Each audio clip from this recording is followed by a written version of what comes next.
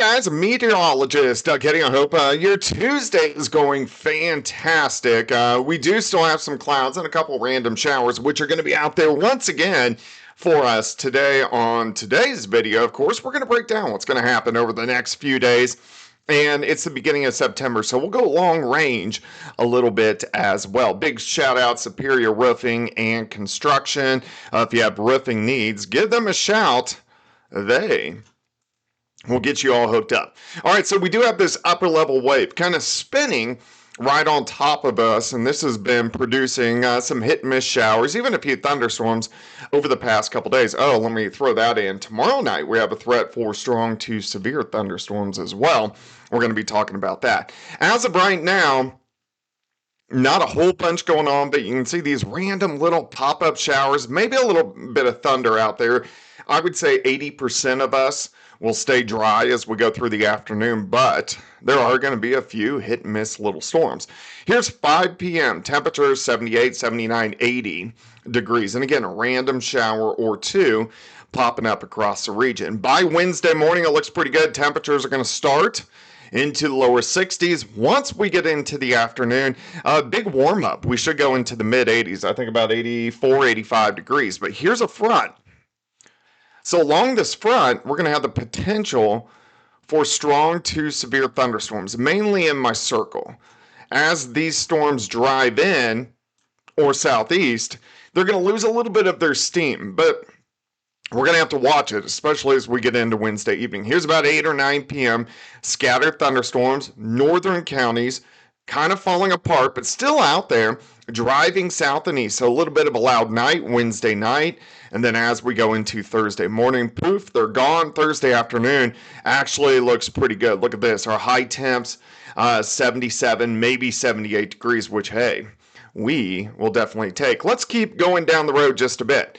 So as we get into Friday, here comes another front, a secondary front. So again, we're going to have some scattered showers and a few thunderstorms late Friday and into Friday night as well. Then all this is going to shift south as we go into the weekend. So Saturday looks pretty good.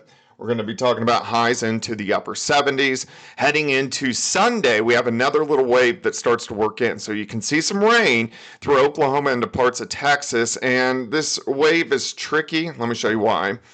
It's the remnants of a tropical system. So you're going to watch it here if you look in Baja, California, as we go through the next few days. See, this little tropical system spins up into northern parts of New Mexico. So now here's Friday. It's very close to El Paso. Also notice this. This is why we're cooler, this big upper level system. But we're going to watch this as it kicks out late Sunday into Monday. It's going to be a weak upper level wave, but we'll have to see where it's centered to see if we can get some rain from it. Definitely the chances are there. This system moves east, and then we actually go back into a ridge of high pressure. So this is going to be late next week. So Thursday, this would be what, the 11th? So this means our temperatures are going to warm up a bit, and that's what we're going to see as we go through the second half of the month. Here's the upper level flow. So let me take you through time. This is raw data, a raw model. So I'm going to take you to late next week. So here's that ridge of high pressure. We're also going to be watching the tropics out across the Atlantic as possibly a hurricane gets going. Now, as we continue through the rest of the month, we get this weird upper level system out across the northern plains. I don't think it's really going to look like this, but I think this will keep rain chances around, at least for us, as we get into the second half of the month. But the bigger trend I see here is warmer. Not hot, but warmer. I mean, we know this week, very comfortable. And really, most of next week is going to be pretty good as well. We're going to be upper 70s, lower 80s. But then we jump above average the second half of the month. It looks like mainly 80s for highs, upper 70s, lower 80s. And we will probably squeak out a few days that we hit 90 degrees as well. So we do still have a few 90s to go until we get out of the 90s.